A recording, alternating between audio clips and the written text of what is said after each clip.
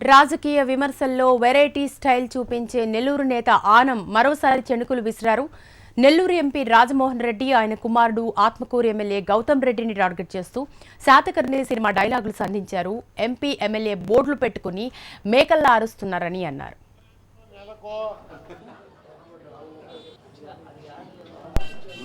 సమయం లేదు మిత్రమా,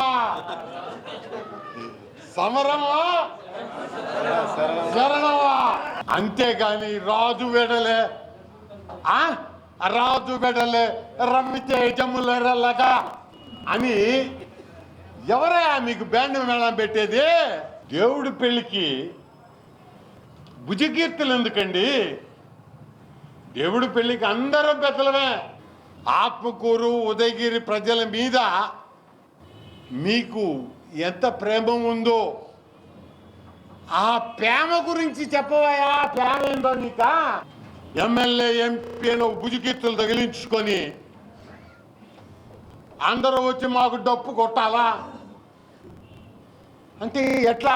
ప్రోటోకాల్ వివాదాన్ని పలు సందర్భాల్లో ఉల్లంఘిస్తున్నారు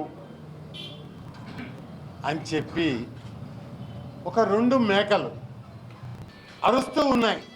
అయ్యా, మీకు మీరే అద్దంలో చూసుకొని సిగ్గుపడిపోయి ఆ మీటింగులకు పోకుండా నెల్లూరుకు వచ్చి ప్రోటోకాల్ అని అరుపులేంటి, కేకలేంటి?